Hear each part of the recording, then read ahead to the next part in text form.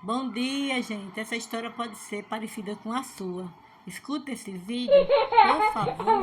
Tira um tempo, viu? Tenho certeza que você vai gostar e vai rir.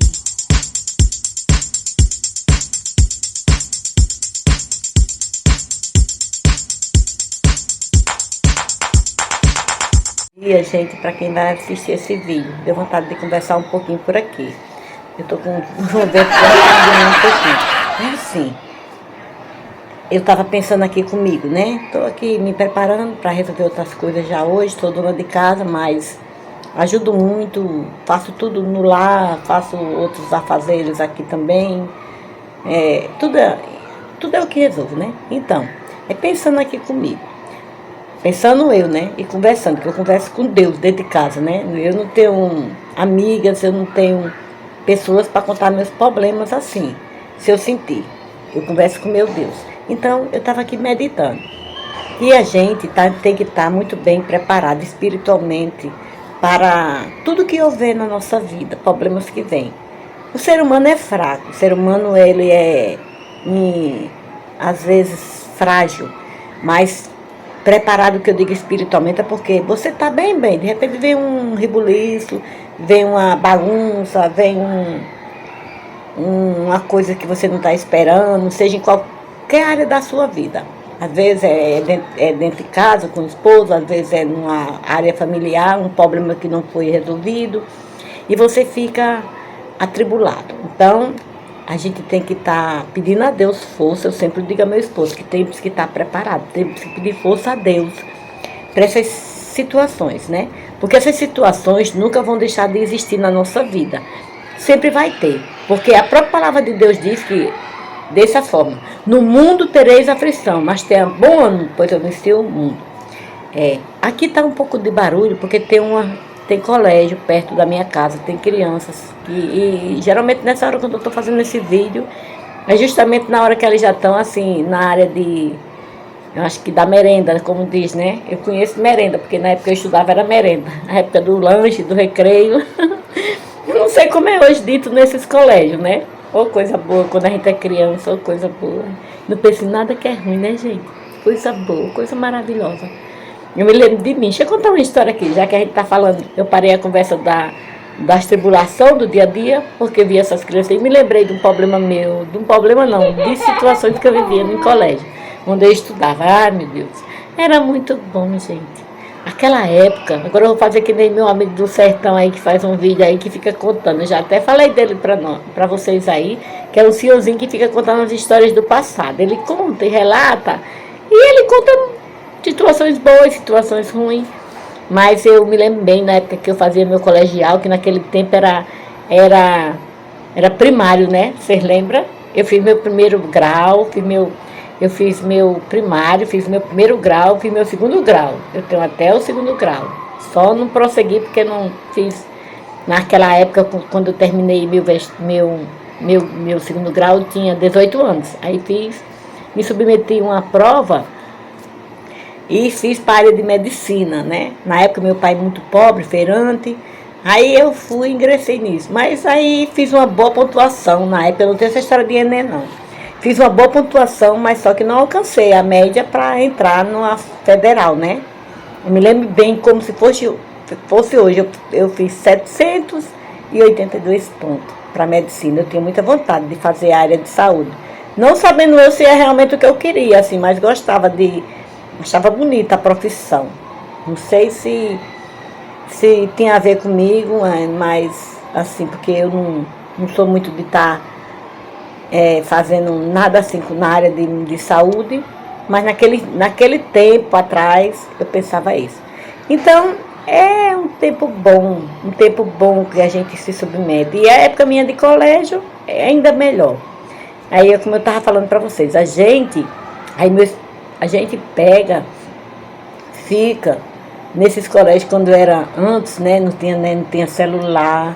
Sabe o que a gente pensava?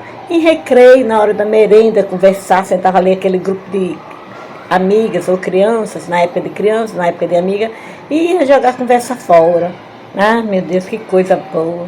Quando saía do colégio, Era tão. Era, as jovens de antigamente era diferente. Hoje eu vejo aqui, passa um grupo de. Que eu moro perto de colégio, né? Passa um grupo de jovens. Ah, cada um com suas histórias, viu? Isso é umas coisas meio esquisitas, né? Porque os tempos mudaram muito, né, gente? Aí você vai, você é preconceituosa? Não, é porque mudou, gente. Era tão bom. Olha meu tempo. Eu alcancei meu tempo. Meu tempo de festa. Você pensa que eu ficava uma noite numa festa? Quando dava 12 horas eu tinha que estar em casa. Porque meu pai e minha mãe diziam, você vai quando der tal hora, você esteja em casa. E às vezes eu sabe o que eu fazia? Ainda aumentava uma hora do relógio. Botava para uma hora para chegar um pouquinho mais tarde. Mesmo assim a minha mãe ainda ficava no pé, porque minha mãe só dormia quando a gente chegava. Nós éramos, na época, 3 irmãs. Era eu e minhas 2 irmãs compatível à minha idade, que eu tenho 2 irmãs que até hoje nem casaram, né? Cuidam do meu pai, as bichinhas. São ótimas, meninas boas. Meninas boas porque eu digo que é boa mesmo. Cuida do meu pai é um privilegiado. E moram em Fortaleza. Então nós 3 íamos para a festa. Aí diga quem é a mais perversa. Era eu. As outras eram medrosas, gente. Muito medrosa. Não queria. Essa história de relógio, de adiantar a hora do relógio, elas morriam de medo. Mas teve um dia que mamãe percebeu, viu? Quase que eu entro numa surra boa, que a mãe pegava logo um cinturão ou uma corda na minha época. Mas é a coisa melhor do mundo. É esse tempo que a gente apanhava dos pais. Muito bom. Tinha umas amigas também no meu colégio, quando eu fazia primário, que morava perto da minha casa, que a gente vinha junto. Eram meninas, né? Aí a gente, nessa fase de 11 anos, 10 anos, nesse tempo não tinha muito esse medo de andar só, né? Ninguém andava só de carro, andava mais a pé, né? Naquele tempo, a dificuldade era grande, né? Aí a gente vinha a pé, conversando, jogando conversa fora. Era muito bom, gente, pelo amor de Deus. Como eu sinto falta desses tempos, fico conversando.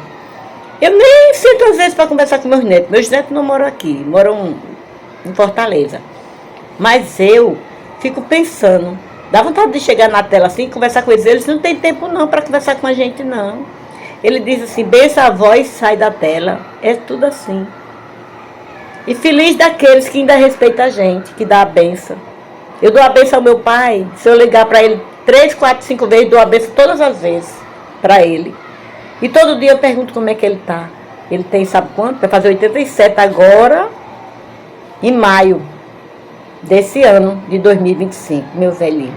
Minha mãe já se foi, vai fazer 4 anos. Ela teve a Covid, no início da Covid. Foi muito forte para mim ter perdido a minha mãe, era uma senhora e tanto.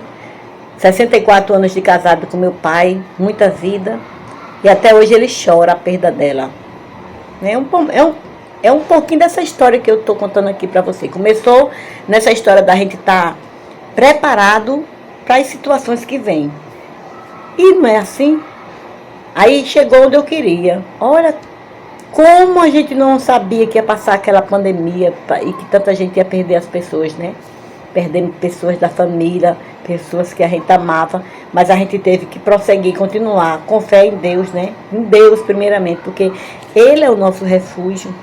A gente sabe que Ele é a nossa força, Ele é a nossa, é tudo.